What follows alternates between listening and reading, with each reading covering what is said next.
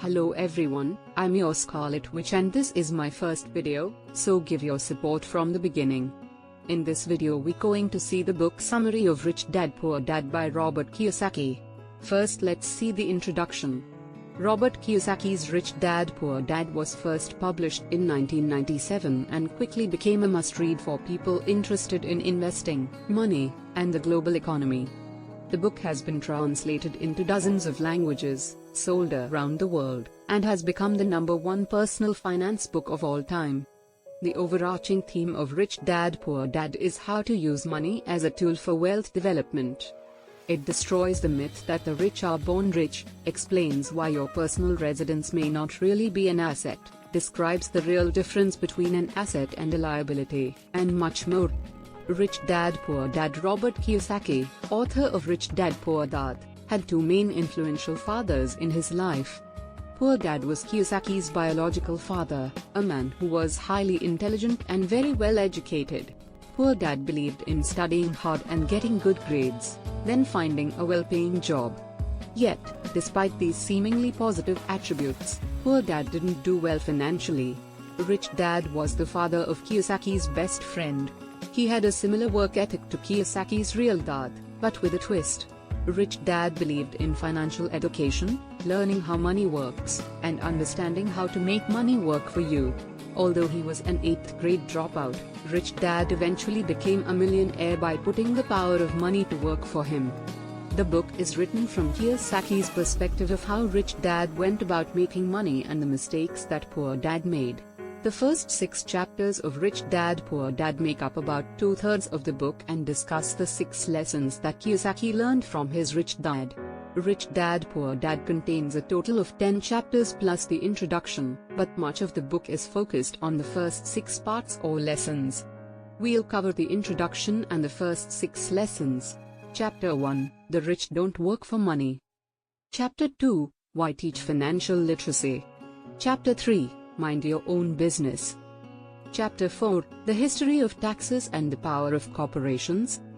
Chapter 5, The Rich Invent Money. Chapter 6, Work to Learn, Don't Work for Money. Let's see those chapters one by one. Chapter 1, The Rich Don't Work for Money. Oftentimes people misunderstand the title of this chapter, and mistakenly believe that it means the rich don't work. In fact, the complete opposite is true. Instead of reading the chapter title as The Rich Don't Work for Money, what Kiyosaki means to say is that the rich don't work for money. Note that by putting the emphasis on the word money, this section takes on an entirely different meaning. The truth is that the majority of rich people do work very hard, but they go about it differently than most people do. Rich people, and people who want to become rich, work and learn every day how to put money to work for them. As Rich Dad says, the poor and middle class work for money. The rich have money work for them. Kiyosaki also notes that having a regular job is just a short-term solution to the long-term problem, or challenge, of creating wealth and financial freedom. It's fear that keeps most people working at a job, the fear of not paying their bills, the fear of being fired, the fear of not having enough money, and the fear of starting over. That's the price of studying to learn a profession or trade, and then working for money. Most people become a slave to money, and then get angry at their boss. Chapter 2, Why Teach Financial Literacy. The second chapter of Rich Dad Poor Dad explains the difference between an asset and a liability. Chapter 2 drives home the point that it's not about how much money you make, but about how much money you keep. An asset is something that has value, that produces income or appreciates, and has a market where the asset can easily be bought and sold. Assets produce income, assets appreciate, assets do both. Conversely, liabilities take money out of your pocket because of the costs associated with them. When Rich Dad Poor Dad was first published back in 1997, Kiyosaki created a lot of controversy with this statement. That's because by definition, a personal residence isn't an asset unless it appreciates enough to offset the costs of ownership. On the other hand, rental property is an asset because it can generate enough passive income to exceed the expenses of operating and financing the real estate. As Kiyosaki writes in Chapter 2 of Rich Dad Poor Dad, want to grow rich? concentrate your efforts on buying income-producing assets. When you truly understand what an asset is, keep liabilities and expenses low, you'll deepen your asset column. Before moving to next chapter, subscribe to our channel and press the bell icon to support the channel. Oh, you did. Thank you for your subscribe to my channel. Chapter 3, Mind Your Own Business. There are two key messages in this chapter. First, pay off your debts and start investing in income-producing assets as soon as possible. Next, stay financially healthy by spending your time, instead of your paycheck, and investing as much of your money as possible in assets. Kiyosaki notes in Chapter 3 of Rich Dad Poor Dad that most people confuse their profession with their business. In other words, they spend their entire lives working in somebody else's business and making other people rich. One of my favorite quotes from this section is, "The primary reason the majority of the poor and middle class are fiscally conservative is that they have no financial foundation. They have to cling to their jobs and play it safe. They can't afford to take risks." Chapter 4, The History of Taxes and the Power of Corporations. When reading this chapter, it's important to keep in mind that Kiyosaki wrote Rich Dad Poor Dad as a motivational book, not to provide expert financial or tax advice.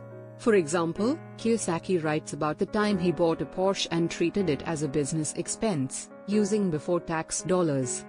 Buying a high-end luxury car when a much less expensive make and model would do could put an investor on the fast track to an IRS audit. But putting the Porsche aside, the points made in this chapter discuss how to play the investment game smart. The rich understand the power of company structures and the tax code and use every legal means they can to minimize their tax burden. Compare how business owners and investors with corporations such as C Corp, S Corp, or LLCs pay taxes to how most people pay tax.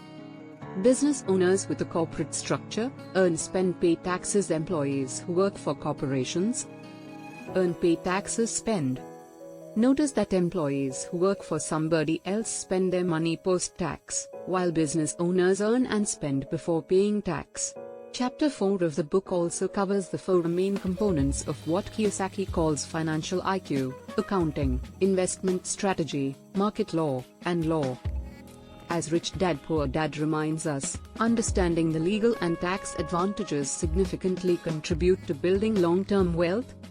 For instance, a corporation can pay expenses before paying taxes, whereas an employee gets taxed first and must try to pay expenses on what is left. Corporations also offer legal protection from lawsuits. When someone sues a wealthy individual, they are often met with layers of legal protection and often find that the wealthy person actually owns nothing in their own name.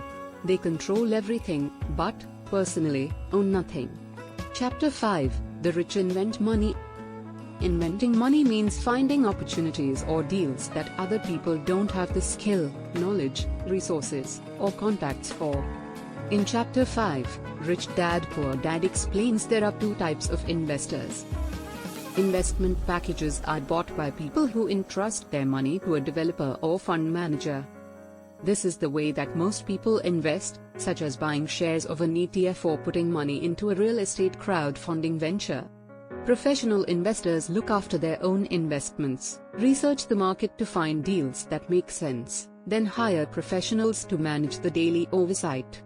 Professional investors have three things in common: identify opportunities that other people have not found, raise funds for investment, work with other intelligent people.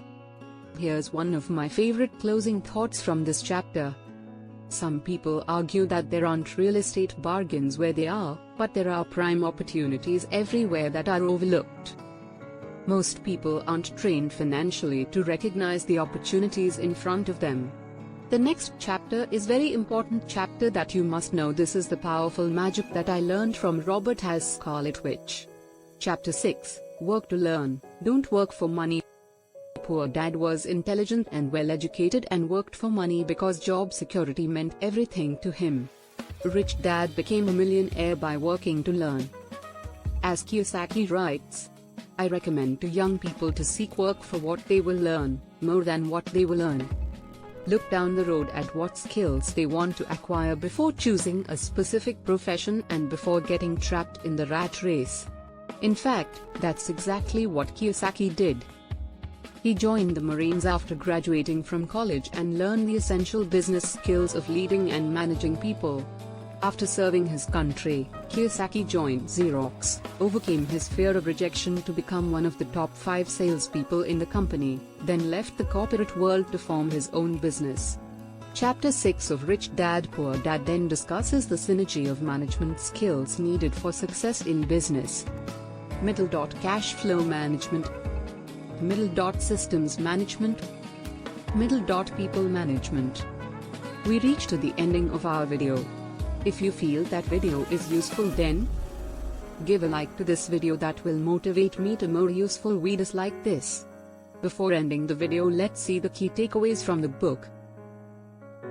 6 lessons Robert Kiyosaki learned from his rich dad about making money and the mistakes that poor dad made. 5 obstacles to overcome before you can become rich and stay rich. 10 steps to follow to develop your financial genius. Actionable to-do steps you can put to work right away. If you want full book explanation, then comment below. That's all for today. Thank you for watching. Love you all and have a great day.